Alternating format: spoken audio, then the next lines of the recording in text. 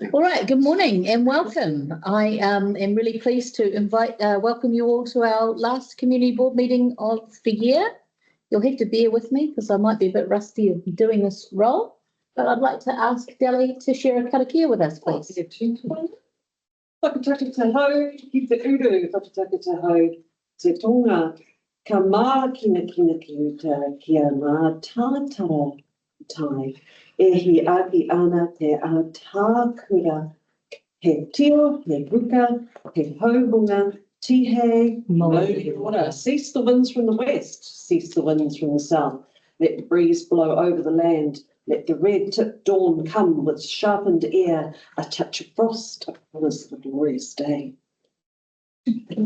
Like the full interpretation. Thank you. Apologies, I have them for Chrissy and Bess. May I have a mover and a seconder, please? Thanks, Deli. Thank you, John. All those in favour? Thank you. Now,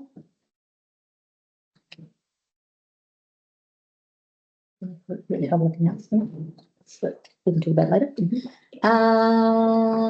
Sorry, public forum. So I'd just like to remind those that are speaking at public forum that you have 5 minutes, that the board may ask questions of you for clarity, and that this meeting is being recorded. So first I would like to invite Tony Fox. Now, I understand that you are going to speak to us as a resident and as the chair of the Whitianga Residents and Ratepayers Association? Yeah, differently or at the same time? So shall I set my timer for 10 minutes or 2 after 5? One after the other. Tell us who you are. Each one. Firstly, I'll be speaking for myself. Yes. And I sent the bullet point notes out that I'm going to speak to. So the first thing was going to be on the Whitianga wharf replacement. And I just have some issues there in terms of how that money is actually made up or where it's coming from. Because I'm mindful we do have a thing called reserves and fees and charges, which much sit in an account. So the 976,000 that's there may not necessarily be a 576,000 impact on rates. So I just think some of those things could do for clarity, and I'll come to another thing on that a bit later on. I might add the same sort of thing for the Whitianga wharf safety. And the operational improvements is 1.4 million, of which is 493 in the annual plan. Again, how's that going to be funded? Because that is what people are pretty interested in, because they again be reserves that have come out of that, and so the funding impact for a ratepayer is not necessarily all of that over the amortised time. I'd come to that now from the Esplanade redevelopment and the project management of that. I went to one drop-in session, and I've spoken to a number of people post that, and asked the question, who's the project manager? And what I was told, for right or for wrong, that Lorenzo is the project manager. All I'd say is if that is correct, that is not really a really good way to run a project, because generally the project manager runs the project, and he hires the consultants and he hires the contractors, and he makes sure it starts on time, finishes on time, comes in budget. So if that is correct, I think you open yourselves up for people to want to perhaps come in and ask questions that don't need to be asked. A lot of the Esplanade redevelopment issues are around health and safety. What I'd be interested in knowing is there got any empirical data to say what are the issues? Because I've been around this town for quite a while, and about the only incident I know was the unfortunate issue with a kiddie in a pushchair that went off the marina. So for all the things that we've had going, whether people are on the wharf, fishing off the wharf, jumping off the wharf, going to the toilet, going to the playground, putting a boat in, there's probably been a few near misses, and there's probably been a few people jump off the wharf and hurt themselves too. But I don't know that that's the issue that people might think it is. I'm mindful that we have to take it into consideration, because we know what's happened in Auckland with the harbour guy, that after the poor bugger got bloody crushed with a container, the buck stopped at the top where it rightly should stop. But I just think that when people use health and safety as the reason to do things, it would be handy to be able to back it up with information. And someone like me could write in and ask, well, tell me what the incidents are over what period of time. And the last thing I think for me is I know tomorrow the council meeting will readdress workshops. You'll recall many months ago I sat here and said well done for supporting them because having been on a council, I found the workshops to be useful. But for us, in my time, a lot of that was things on finance. So we brought in a finance guy to give people some like on-the-job training on how to read a balance sheet where you might find stuff. And I also understand, particularly if you're reasonably fresh or this is finance and those things aren't your bag, sitting in a room with a whole lot of spectators, and you might be reluctant to ask a question, but the spectator might think, oh shit, they don't know very much at all. So I've been thinking about that because this is clearly an issue that's being articulated through the majority of the ratepayer associations, through the CAA, and I just think that maybe my thinking's changing on that a bit too, to say that maybe open workshops are a good thing. So if people are there and I can't speak to them, at least they can hear what's going on and they can learn also. And maybe then they have an understanding of how people reach the decision and support that decision, rather than what they don't know is the argument they raise to say, well, all this was on a closed workshop and no one knows what's going on. It's a secret squirrel society. So I just think for those reasons, those things are probably worthy to have in the back of your mind when you have that discussion tomorrow. Next week. Oh, sorry, next week. So, yeah, I'll just leave that at that. So that really is it from me. That's perfect timing. You have 15 seconds left. So I'm just going to pause there and just ask the board if they have any questions of you or from your comments just then. If not, we can roll into your second presentation. Okay. Absolutely now. I'm now representing the Whitianga residents and ratepayers. Not with the foiled hat. Again, I've sent the bullet points to this. So this is really the, I've spoken already about the wharf and the funding and how we do things. I think I'll go to the Esplanade redevelopment now. Now, I think these things would have been helpful. So I think the graphics that came out were quite helpful. I think they'd be helpful if they came with indicative costing and the rate impact. Because no different to us when we go to a supermarket or somewhere, we look at a pile of meat and we say, shit, that one there is $57 a kilo, that one there is $20 a kilo. I might go for the $30 a kilo because that's okay. So it's okay to think that this option is great until you find out how much it costs you. So I think that would have been helpful to help people say, what do I support? I'd say from the Ratepayers Association and myself, we do not support anything going on Robinson Road. And I think the longest way to get this solution is there, because you'll end up in the Environment Court for certain, where people all want to protect their amenity value. And I just don't think a residential area and what's being proposed there should be even on the table. As I said to when I went to the drop-in, and I've said otherwise, I think the other option is do nothing but maintain what we've got. But other than that, support option 1 or option 2 with possibly option 4. But for me, I'd take Robinson Road off the agenda. And even if it was the cheapest option, I'd have difficulty supporting it. I've raised the issues of health and safety. We come from our ratepayers group, projects in Thames, which people are trying to get funded districtly. Well, that'll be a change and that'll be a battle too. For me, I just get that pull off the thing. It will end up being over 80 million, no matter the time they get to it, it'll be 5 years or 10 years. And it's not affordable for the district, let alone for Thames. Kotare Valley, I'll be having a good look at that because I am not privy to all the information. But what I'd say is a developer cannot do that and make any money. It's unlikely a council with no expertise in that area at all can actually make a go of it. So that would be something. My position was if Thames want to do it, Thames want to pay for it, Thames can go ahead and do it. But the problem is, when you put a road somewhere, roading as a district, and I don't want to be paying 1 cent towards something in Kotare Valley, which I think will be a dead duck. So I'll ask that to be taken to the meeting when that comes up. And then I look at the Rainbow Crossing in Thames and I think, if that is what they've got, if that is a priority roading, district funded, I think there are bigger priorities than that, and I can't believe the amount of time that's been spent on it. From a note today, we're going to talk about Hahei Kotare Reserve for the memorial plaque. I haven't had that discussion with our committee. I'll be doing that tomorrow night. But I personally support it and will do everything I can do to help it. And I'll be asking our committee to endorse that position as well. Nice. And I had one other, well, I've had many other things come to me. The other one was a pothole in Arthur Street. Now, I drove up and down Arthur Street and I couldn't really find a pothole that I could drive my car into and damage it. But there was definitely some serious slumping, and they've said it's been there for 8 years and it's been repaired.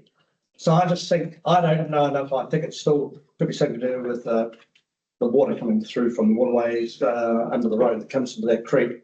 And it could be something I don't know. But I've asked and said, well, before I want to pick this up and run with it, someone tell me where the RFSs are, when were they lodged, what was the response? But that was something, and the people that raised it with me were pretty animated about it. So that's it from me from the Rainbow Association. Well, that is fantastic. Also in under time. Questions? Delhi. Have you actively, or are you, yeah, he seems a bit well. Are you actively encouraging or putting comments out to your community to complete the survey on the Esplanade redevelopment? We have done that. We did it before the Herald got it, before the Informer got it, and before it came out of here. So we are definitely doing that, and I hope they do. But the problem is, I don't think people will. Because what will happen is a decision will be made, and then old Mabel sitting in the pensioner flat on the pension will say the rates have gone up $200, and I say, well, did you go and submit? So, but and the other, I was thinking the other day, You can't make people. you can't make them. And the submission process for me, a lot of it honestly is going through the motions. I have listened to a lot of submissions, and I really haven't seen any change to where council was. The only time I really saw many things change was when I was doing the district planning, and that was a bit different. So I just think we've got to be very careful about how much weight we put on the submission. I think it's in the quality of the work that you guys do to formulate your position and decision. Thank you, Tony. Cheers, Tony. So, John, go. Question. Your comments in regard to the Rainbow Crossing, can I just seek clarification from you in regard to, is it just purely the monetary costs that you're concerned about? So if it was not district funded, you would have no issues? No issues if it's district funded, if it's locally funded. Like I'm a very staunch community empowerment person, and I believe whatever a community wants to spend, they can. It doesn't affect me. And it's so that's that. And I should. Thank you, Tony. Thank you for answering that question. Right. Any more questions of Tony? Stay there because I've got some. Oh. Thank you. No, sorry. You know how it works around this table. We can only ask questions for clarity, so I appreciate that. So the consultation is open. Thank you, Delhi, for raising that question. I just wanted to take this time to remind people that there are still 2 more drop-in sessions. One on Friday afternoon at the Esplanade from 1 o'clock, and then one will be at the markets all day on Saturday. So if people want to pop in and talk about this project, they absolutely can. The other thing, just with regards to your comments around potholes, just a reminder, and if you could remind your community to use the request for service, that functionality is there. They've done lots of work in the background on that. So please just remind your community that's a great way to get this information in to the organisation. Are there any more questions for Tony? Yes, there was something after Totra Valley that you mentioned Yes. on the list. Yep. Could you please remind me what it was? Oh, no, my comment was just to Kotare Reserve, item 2.1, we're looking at today. Totra Valley. No, after Totra Valley. That was purely a comment to say there's over 20 million in that budget, and they'll have roads, and roads are district funded. And I just think that, so my comment was, if a developer or developers, if they can't make that project work, then Sure as I city council can't make it, because it's not what we do for a living, not we, you. And so I just think that is, yeah, I just think it needs a lot of thinking, and it was having district money involved in it. All I'd say is, beware, let the bar beware. I appreciate it, Tony. Thank you for coming in. Thank you. Okay. Next, I've got Tony. Welcome. Another Tony. Another Tony, All right. we're not related. Your 5 minutes will start. Thank you. One and all, for those of you who don't know me, I'm Tony Marston, General Manager of Social Services, Whitianga Community Trust. First of all, I'd like to thank the board for their time a couple of weeks ago where they came down here and looked through the facility. Just an update, our car park's now completed, 12 new car parks. We are about to start painting the interior of the building, and we're on target to open the building mid-February, or building to be completed mid-February, hopefully with an opening in March. Already we've got bookings for several new initiatives coming into Whitianga. The first one being the alcohol and drug addiction programs, desperately needed in this community. Since the police raids in October, we've seen a resurgence in addiction activity. And sad to say, it's probably going to be worse than it has been in the last few years, looking at the figures that are coming through. Our figures are derived through police, through the Public Information Act. We managed to get those records for the areas. Whitianga, unfortunately, is at the forefront of issues.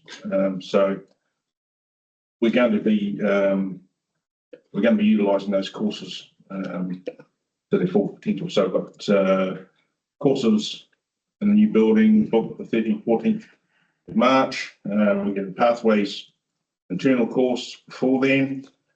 We have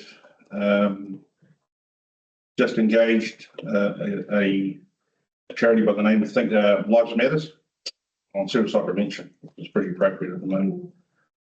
So suicide prevention programs will start around February. And we've also had a commitment from Blue Light to open the youth centre, which is going to be good. So it's going to be run by 2 constables out of Whitianga.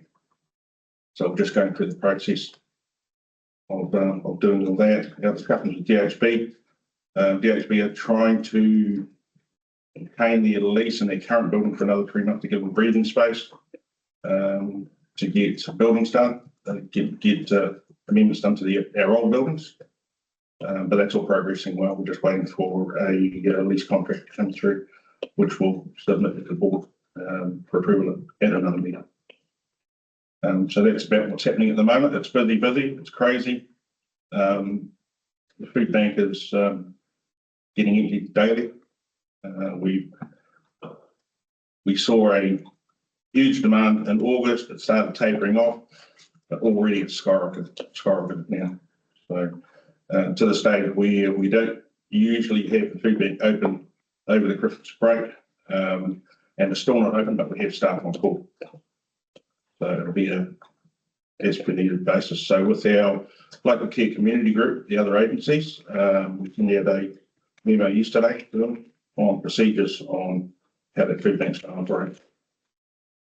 We just have to have it open because of what's happening, especially in the last 2 weeks. So that's about it. That's the progress report, and that's where we're at. Thank you, Tony. I appreciate you coming in, and well done under time. Any questions? Does anyone have any questions?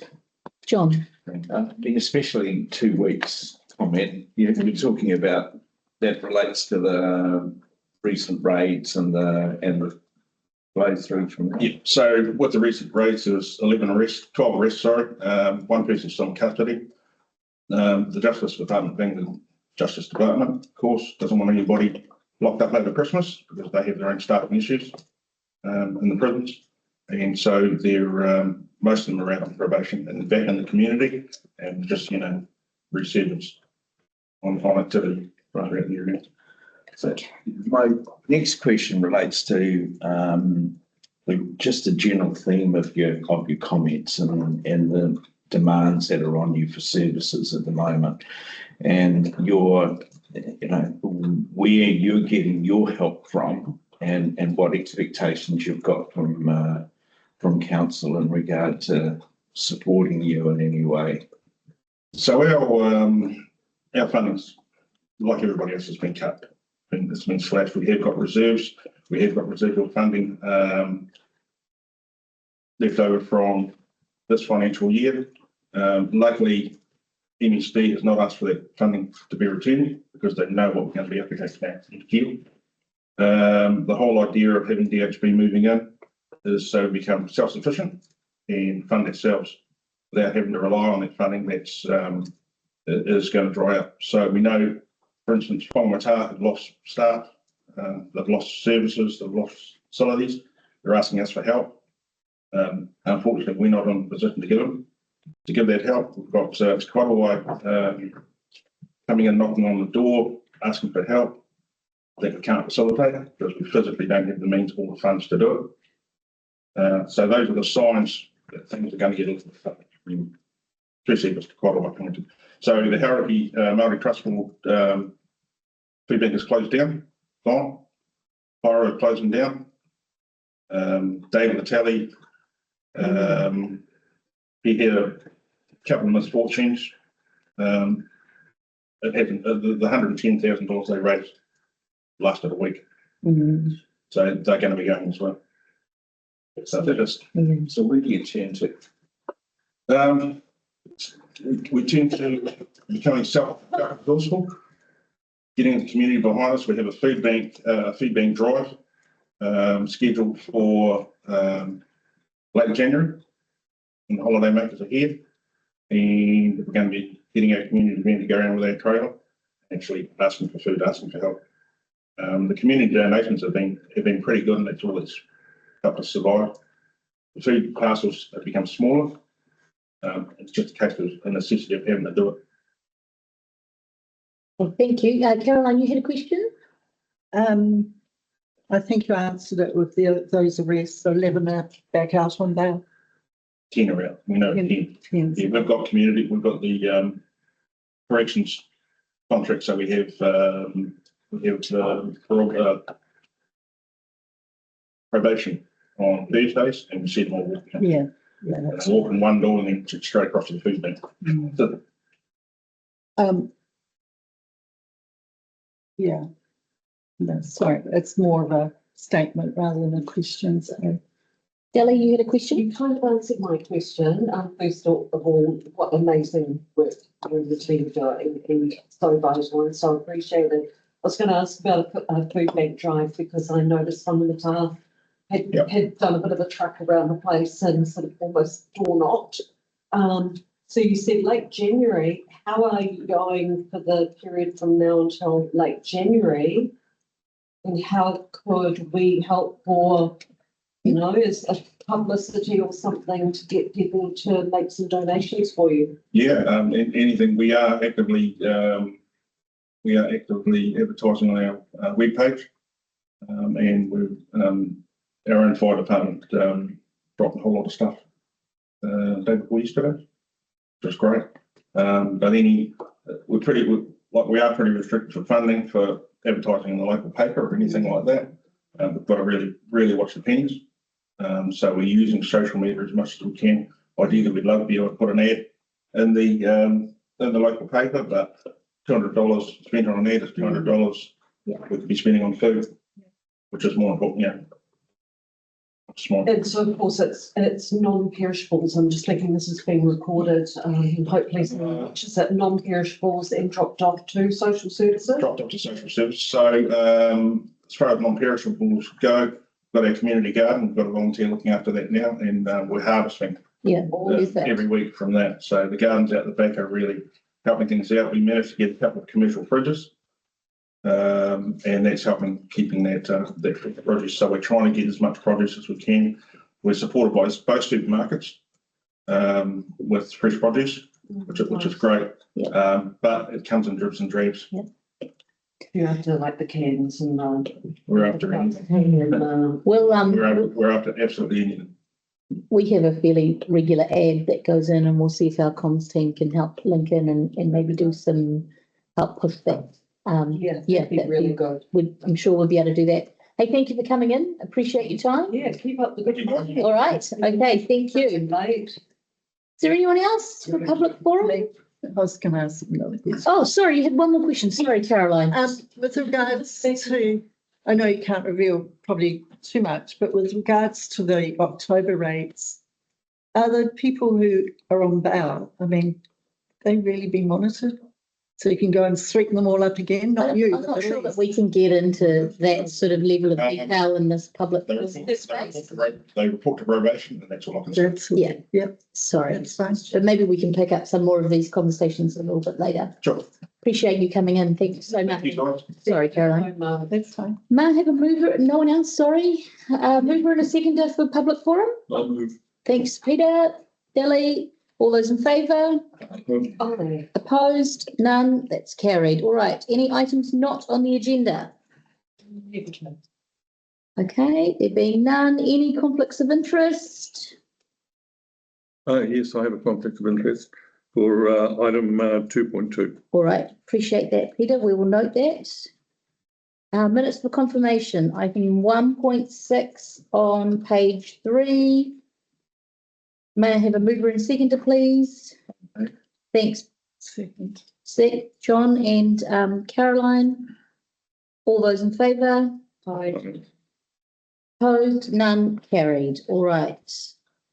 Item 2.1, which is the approval to install the War Memorial Park. And we have Faith online for that. So that's on page 11. May I have a mover and seconder, please? heavily moved. Thank you, Delhi. I'm happy to second that. Do we have any discussion? Through the chair, I think it's a no-brainer. Absolutely. All those in favour, please say aye. Aye. Opposed? None? Carried. All right. Item 2.2, which is the. Thank you. Thanks. Sorry. Hello. Thank you. Item 2.2, which is on page 34, the proposed surrender a new lease request for the Whitianga Community Services Trust at 2 Cook Drive in Whitianga. I will now leave the meeting. Thank you, Peter. You get to go and have an early cup of tea. Thank you. Don't eat all the biggies. Only the chocolate ones. Yeah. Right, from the chair, I'm happy to move this paper. Do I have a seconder, please? Thank you, John. Welcome, Nicole. Yes. I'm pretty sure you can take the paper as being read. Yeah. And I'm not sure if there's anything you want to add or the board can just ask questions. No, I'm just happy to answer any questions if there are any. Okay, thank you. Any questions? I have one, which is if the Community Services Trust wanted to sublease any part of the building in the future, is that allowed? Would that be allowed? Under a new lease, yes, they could do that with our consent. So they'd come back to us Yes, for consent and then that would be okay. that's correct. Perfect. Thank you. That's the only question I had. Are there any more? No. All right. Did we do it? Yes. All those in favour, please say aye. Aye. Opposed? None? Carried. May we go get that? Thank you. Right. Oh, Okay, thanks coming back. Right, so we're now going to move on to item 3.2, which is our meeting schedule. Which is on page 40. Thank you, Tony. Take the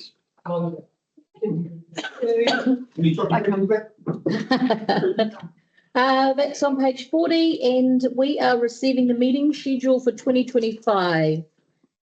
May I have a mover and a seconder, please? John, Delhi, thank you. Any comments or questions? All those in favour, please say aye. Aye. Opposed? There being none, carried. Right, item 3.3, which is the, is Donna here yet? Or shall we go to the next one? We'll go to the next one. Right, can you just let me know when she does get here? Yep. Thank you. Community Board Correspondence Reports. Heather, item 3.4 on page 45. Thank you, Madam Chair. There's just the additional item to be tabled, which was the email with the attachments from the Kotare Reserve Memorial Association, which I emailed out to you all yesterday. I've got a hard copy here if anyone needs to see that, otherwise I'll just give that to Jess. Thank you. I would just ask the board to receive that. Yes, I thank you for that. As it's on a state highway, we would just be receiving it and staff will pick up and have a conversation. Yes, Okay. I spoke to Mohammed about that and he advised that was the correct way to do it. Just what I was going to ask. Yeah, Okay, thank you so much. All right, so that's the only item. yes. May I have a mover and a seconder, please, for the correspondence? Thank you, John. Seconded by Caroline. Thank you. All those in favour? Opposed? There being none, carried. Right, item 3.5, which is our action schedule and monitoring summary. Just for a little bit of background, through the chair, the monitoring summary has come about as just the other item information that used to be contained in the CAPEX report. Luke has been really clear that he wanted to kind of move that out because it's not capital expenditure, and so it kind of confuses the matter. So really just testing with you all that you're happy for it to be this way added to the action schedule, because quite often what comes out of the action schedule goes into that sort of monitoring schedule. So Jess and I going forward will keep an eye out for everybody, and yeah, happy to take any questions or feedback on any of those two. A comment is that I found it very helpful and a good summary. Thank you. Yes, yeah, it's good. It's all there. I've got some questions of the items. And the first one being which way are we going to do this? Monitoring, or are you on that action? I'm on page 49, the monitoring schedule. I'm on 9. Hi, Donna. We'll be with you in just a second. Mercury Bay Boat Club, do we have a time frame on their decision, regarding them moving to Dundas Street? No, only the time frame which was given in the report, and I don't have an update since the last And update. the only update I've had, the only update I've had is that it's still going through the process, but with no timeframes attached. And through the chair, I want to have an offline discussion about that afterwards. That's all right. Okay, remind me. I have another question, and that relates to the Whitianga Wharf and Ferry Landing Wharf and commercial use of the wharf, investigating fee structure, license to occupy. We've been talking about this since I have been here, and probably you have been talking about this since I was a child. Can we give this some attention and get this off our monitoring schedule and onto a let's do something about it or not schedule? Well, as far as I'm aware, they are very close to having all the agreements signed. Perfect. There's just a few more that have come out of the woodwork. I think that came about with one of the locks on the skip bin, and then there was a few other users that they hadn't captured, so they're just capturing and getting those agreements in place. At the moment, on the 9th of December, there is a barrier arm going in, and swipe access cards will be issued to all the people who have signed the agreements. Perfect. So I think we're really close to Good. having that where we can kind of say, right, that's pretty much dealt with. But it's just tidying up those final ends. And we did have a staff member leave and a new one take over, and that was Eric as well. That we helped. So I think it's just that matter of tidying everything up, and then they can say to us, "This is done." Okay. Yeah. And maybe when it is done, can we just get an informal update this, I guess? Yeah, and then we'll close it off. Perfect. Yeah. Can I just get some clarification around ferry landing and the access that boats have to ferry landing? Do you, is it just exclusively for the ferry service only? Is there, if any of the commercial operators want to extend to be able to pick up or drop off over that side, are they able to seek a variation? There's a contract in place. Yeah, And it's part of the contract. that's my understanding at the moment, is that It's been a source of angst. it has been a source of angst. But I can follow up on that and find out if there's any anticipated change to that. And if a private boatie has a friend who's on that side and they want to pick someone up as they're heading Not out, meant to.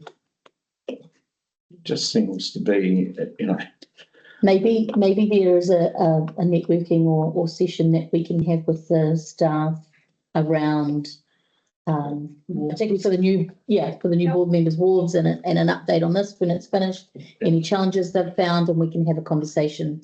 Yeah. In a future networking day. Would that help your understanding? Yeah.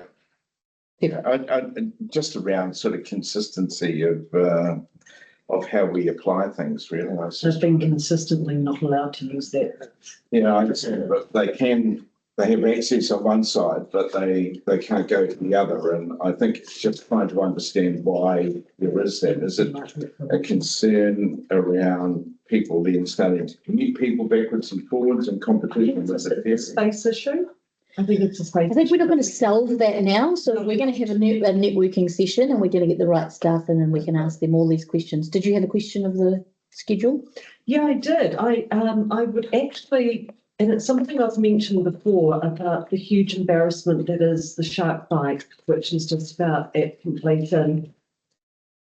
I would like to see a timeline of the 18 months showing the actions that got to it finally being fixed, because I fail to understand why it's taken 18 months and how a consent that everyone knows is coming down the line and an engineering and a design of a rock wall can take 18 months. That would be, it's almost the symbol, the metaphor for how incompetent the community thinks this council is. It is a glaring centre stage, front and centre stuff up, if you like. So why has it taken 18 months? What happened day one? I want to see a timeline of how it got to finally being finished. That's part of the schedule at the moment? So I'm sorry, Chair, it's on the schedule there for a post-project report on that. I guess it's all there. And it's 1, 2, 3, 4, 5 down. So it's still there. It's incorrectly assigned to comms. We'll fix that up, but it is, I haven't got a date yet, but it'll be in the new year. Obviously, it's not our last meeting. Well, once it's Yeah. finished and then we can. and before the planting piece, just with the solid structure, I guess, is what Councillor Connell is looking for.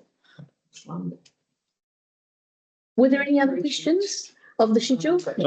Charles, for one, on the requested service monthly report, it cites dates, or 3 monthly report, I mean, it cites the dates 1 March to 31 March 2024. And then we're not going to have a report on that until February 2025. I just wonder why there's such a delay. I'll have to pass it over to Jessie, sorry. Oh, the RFA. Madam Chair, I can speak to that. Would you like to come join us just so that your voice is picked up on the microphone? Thank you. Yeah, we had a conversation at council level. I apologise, I haven't got around to the boards, but with the RFS first levels of reporting that were brought to the boards, and I think Councillor Grant had some requests about how we track things that have been, say, delayed and closed, and some IT changes that we are working through that we have to do to improve that reporting. So the plan was to have that completed December to report back to you for the first time in February. And yeah, I apologise. Like I said, I've communicated that to the councillors, but probably never come to the. This is the only board that's requested it, so I haven't come to this board to communicate that. It's fairly easy for me offline to sit with any board member today or next month just to show them what we're doing, because I think I have gone through that level with the councillors. So I'm more than happy to do that. But what we want to get to, the goal of this is efficient reporting that you get on a quarterly basis or a half-yearly basis that shows you your RFS data and how quickly things are either being closed in time or not in time. So my focus has kind of been at the reporting level rather than. So that will come to our food meeting in the new year? Yeah, I hope so. Like all things, it's and again, I'll own that. Like all things, it's slower than I'm wanting, but we are working through that. At the very least, in February, we can bring a report.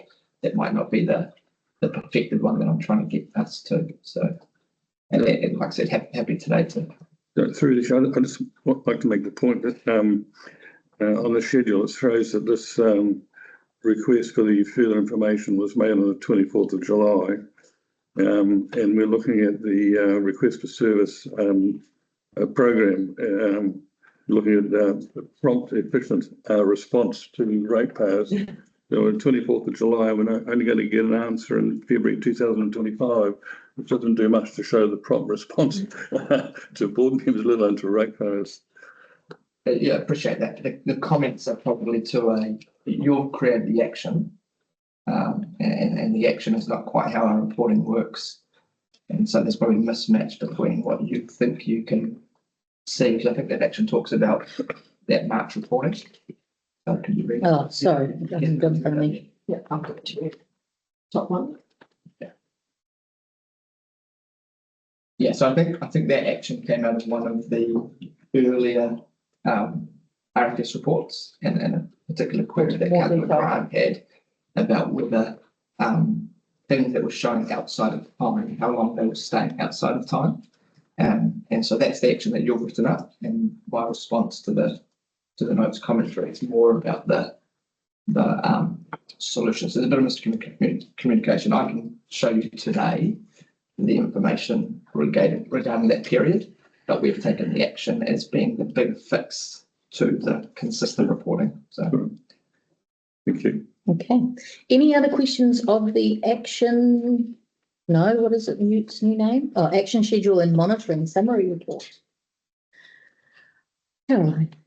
That Whitianga future water source investigation, is that connected to the Waikato water done well? No, this is not drinking. This is our own one that is. Okay, yeah, thank you. Okay. All right, did I get a mover and a seconder? No.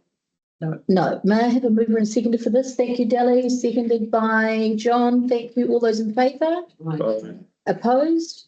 None. That's carried. All right. So we are now going to skip back because we have Donna Harvey online to item 3.3, which is on page 43. And that is our Community Board financial operating results for the first quarter. Good morning. Donna's at No. the Donna's Kia ora, board. very lovely looking beach. Raglan. Great. Good morning. Good morning. Good morning.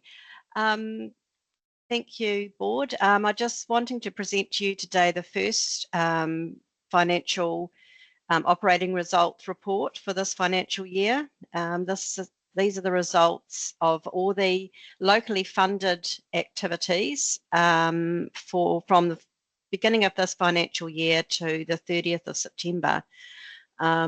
So you'll see there's a couple in the commentary there. There's a couple of very high level explanations of the variances from our finance perspective. We always look at variances over 50K.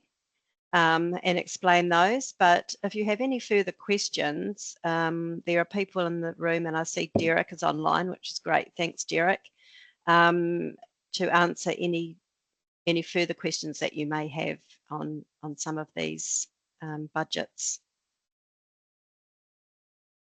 Right. Any questions of Donna?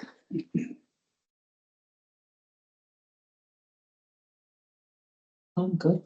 No, I guess I just have one comment, which I think it's probably out of your hands, but I know that the term local transportation becomes quite confusing for people picking this up. Yeah, it does, and it's something that's been brought up with with every community board that I've been to so far. You being the last, they've all really confused about that. So that terminology, local transportation, comes from the naming of the activity in the long-term plan. So that was set through the long-term plan discussions. That's the name of activities. I can double check, but I'm not sure that we can change that outside of a long-term plan process, but I'm going to check up with that with the people that know a lot more about it than me, and see if that is something that we can do, because it has created a lot of confusion for people, because we have district transportation, activity. And then this local one is basically your footpaths, your street lights and things like that. Yeah, and I guess that's sort of what I was hoping that you'd get to for this recording, if anyone was to watch it, was to understand that it is the the footpaths and street lights. Yeah. And street furniture, something else? And street, I think it's street furniture as well. Yeah.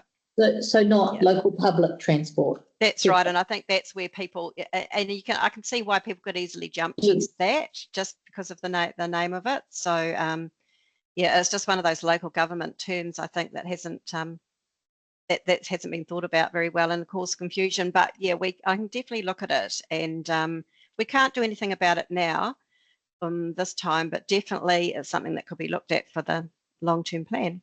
Perfect, thank you. Any other questions of Donna? This is good. This is really easy for her, guys. I thought we'd have some tough questions this morning. What might the furniture be? So the question is, what might the furniture be? I think it's like rubbish bins and park benches and street furniture. Okay, yeah, the park benches included. Yeah, that's what local transportation is. It sits under the local transportation budget. To explain. So the parks and reserve benches. Yeah. He will have a great answer for us. Yes, street furniture is typically park benches, litter bins, such like. They're not actually in the local transportation, they are in the parks budget. Right, that's Right. wondering. Sorry, I've confused everyone. The litter bins and park benches are. Yes. Okay, thanks, Ed. Nice to see you. Right, so no more questions of Donna's report. May I have a mover and a seconder, please? I'll move. Thanks, Peter. John, all those in favour? Aye. Opposed? There being none, that's carried. All right, thank you. Thanks, Donna. Thanks, Chair. Look, just before we move on, I've got Peter Bridgewater online that I'd just like to put a face to the name to the board and introduce Peter. Peter is our new Chief Financial Officer. He's been here for just over a month now, getting to know the ropes, and yeah, so he's just wanted to put a face to a name. I'm planning on bringing him around in the new year to meet personally, but yeah, I thought it'd be a good opportunity for people to say hi and welcome. And thank you, Donna. It's nice to see you all, and it will be good to see you in person in the new year. You may see my name on a few reports, so yeah, just been in the role about a month, as Donna said, and yeah, finding my feet. Thank you, Peter, and welcome to come visit Mercury Bay anytime. It's the sunny side of the district. it's very sunny here today in Thames. Oh, good. Just saying. Welcome, Peter. We look forward to meeting you in person. Thank you. Okay, thanks. Right, team, we are moving great guns. So our next item is the Community Partnerships Update, which is on page 52. It's item 3.6. And magically, Helen Flynn should appear. Market a mover and a seconder for this report. I'll move it. Thank you, Delly. Is in office. I've sent her a message. I can follow. Oh, yes, please. Thank you. Thanks, Delly. And seconded by? I'll second that. Thank you, Peter. Maybe we can just browse. Madam Chair, just if you don't mind me jumping back, give Peter a final answer for that action schedule. Just having a quick look right now for that 1 March, 31 May period. We've still, there were 1,312 requests for service from Mercury Bay in that time. 12 are still outstanding, so 1,300 have been completed, and 62% were completed within the service level. So obviously we're still a little bit slow. But in terms of the information that we're wanting for Council Grant, how many at that stage were that period was still open, only 12, and there's some notes in this I can talk about. So we can get that for you quickly. But what we're trying to get is into a report. We're into a clearer thing that's digestible for the public online. So like 12 of the 1,300 still open. Thank you. Appreciate that. We're going to push pause on that conversation. Welcome, Helen. Thank you very much. We are moving along at a rapid pace this morning. And we're here to talk about community partnerships update.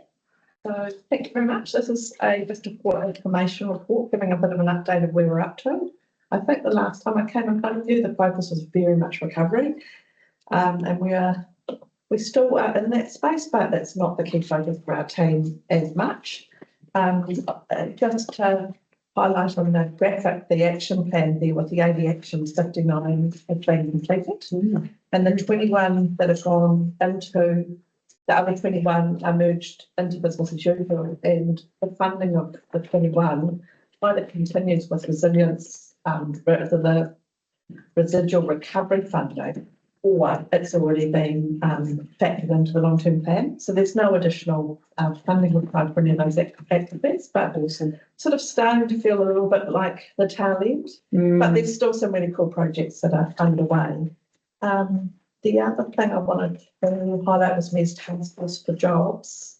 I think in here I've said 10 years. I think we're up to about 21 or 22 job placements. Yes. Our contract is for 30. I think we'll definitely exceed that. And it's just acknowledging for our communities, not only do we have, a bit of a struggle for our youth to find employment, we're also facing our university graduates coming home to mum and dad, not having found work.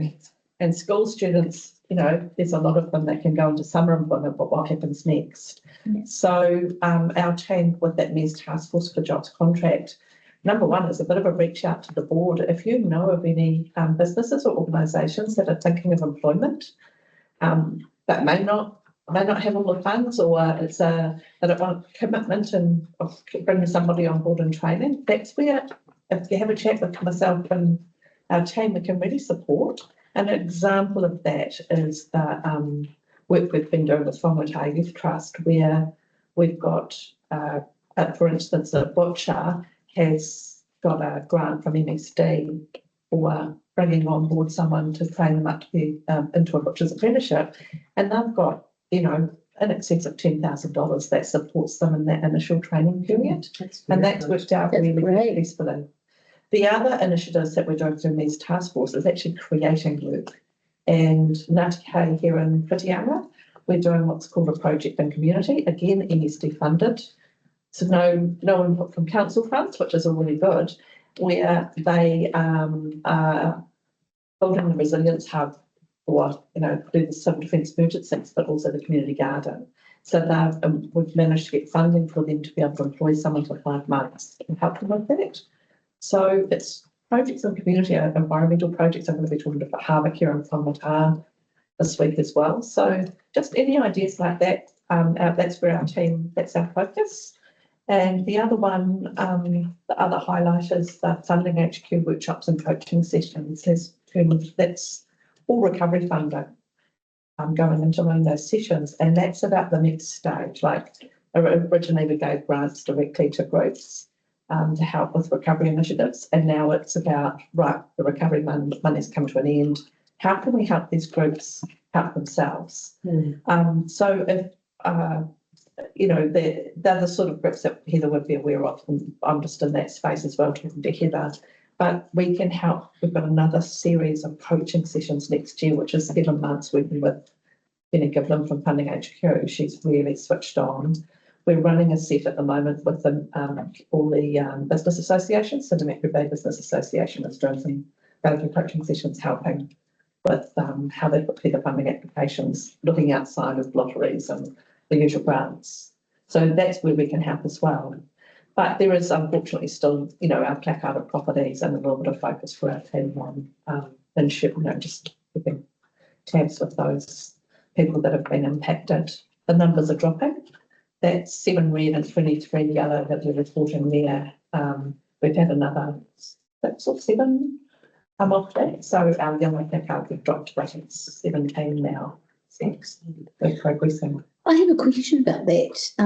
Are you able to just, it's probably maybe a bit unfair to put you on the spot, for Mercury Bay, what do the placarded numbers look like? The only ones were the ones in Hahei, and they're the ones that have just dropped off, haven't they? Across that terrace. A bunch. Yeah, and they've all come off, Flats, weren't they? They were units. Yeah. and they've all come off. Just Sorry. while we carry on talking, but I think there might be one still on, but the balance, they were all yellow. That's the big drop in the yellow placards. Good. The majority of the other placards are mostly on the other coastline. Okay, thank you. I appreciate that. And I have one other question for you, and that is with the driver's license program, do you, and I'm sure I can probably speak for the board, but is there any chance that we could look at having driver testing over this side? We've definitely investigated that more than once. Yes. And through right at the beginning, when we had Public Service Commission, you know, we had representation around the table through recovery. Yeah. We lobbied them Yes. to central government to try and get that. And there's just so much red tape, and the answer is no, but we've had a really good go at it. Yeah. So, Well, if there's anything this board can do in Yeah. terms of letters of support, I'm sure, and I'm speaking for everybody here, and I haven't spoken to them first, but I'm sure we'd be comfortable to do that, because it would be great to see that service, even if it's once a month or whatever, back over this side, because I know how hard it is at the moment for people to get kids over to Thames. And adults, actually, I know some adults that are new to the country and trying to get their licenses. Unless we have any sort of significant change that how they administer the driver licensing, like, unfortunately, I don't think that will be very successful. So I'll have another go at it, but on the license. Thank you. I appreciate that. So for the Anglican Community Services Trust, that was their number one conversation with it. Who's met with them 2 years ago, and we've been trying since then to try and make a change on that. Wow. Yes. All right, thank you. Did you have an update for us, Brian? yeah, it looks like 2 of the Hahe properties have gone from yellow to white, which is the lowest risk, and they just last 28 days. Okay. So that probably indicates that there's still, we just want to still identify a level of risk with remedial works being completed, but 5 have been lifted entirely. So yeah, there doesn't seem to be anything else in the ward. There have been at the right start, obviously a lot more speech, but Okay, it looks like the debate is now. thank you. Were there any other questions of Helen? Right, great work, Helen. Thank you, Tim. All right, thank you. All those, so we've got Peter and Delly, who are mover and seconder. All those in favour?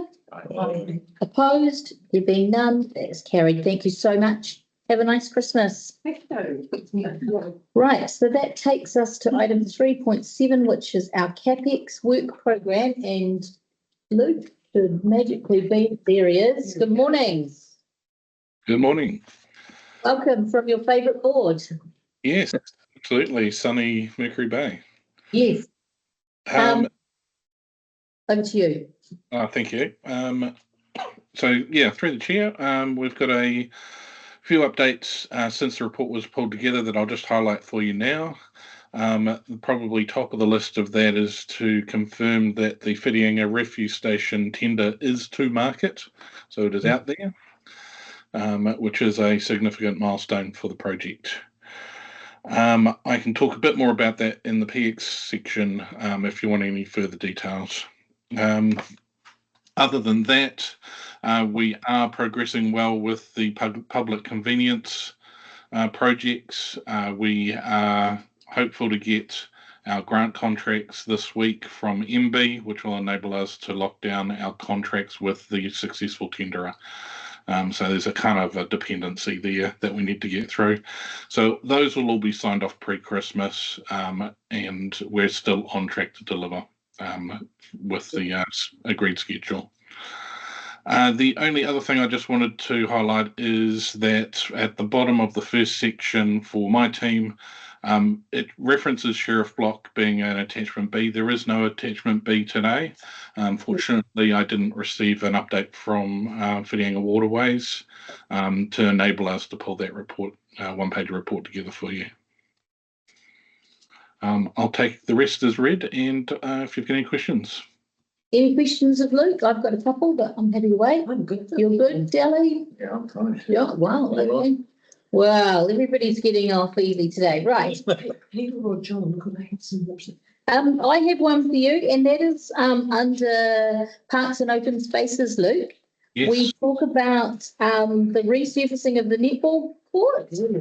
Now, if I'm not mistaken, the board supported resurfacing of the netball courts within the last couple of years. Are we redoing them again? I can hand over to Derek, who's online. Hello, Derek. Good morning. Hello. Good morning, board. So no, we're not resurfacing the whole courts. There are some problems with some of the courts, and it's to better enable, I believe, tennis to be played. So it's the courts that are not the netball courts per se, but the ones that are over over towards the town end of the park. Okay. So there's two courts over there. The tennis courts. Yes. Or pickleball courts. I believe so. Yes. Okay. And that's programmed for March. Okay, you might just want to update that because the netball courts was a big deal, and that was really recent. So, yeah, we might just want to capture that somewhere. Thank you for picking that one up, actually. Ah, no problem. And I've got another question. And that's around bollards. Now, I don't like to use the B word in this room, but it says that Buffalo Beach locations have been identified. Are we putting in more bollards or replacing bollards? I think this is bollard replacements. So we bought a very large purchase of bollards, and then we apply them where required around the area. Okay, thank you. Caroline, any questions? No? All right then, thank you both. May I have a mover and a seconder? I'll move. Peter and Delly, thank you. All those in favour? Aye. Opposed? There being none, that is carried. Thank you very much, both of you. Now, Luke, I think you're going to stay online for the next session. Right. So that's... I'll move. Move into public. Oh, sorry, I was like moving. We've moved. So that takes us to our public exclude. So you're going to move. I'll second that. Thank you. All those in favour, please say aye. Opposed? There being none, we're going to stop the recording. People are going to arrive soon. What kind of people have been asked to arrive?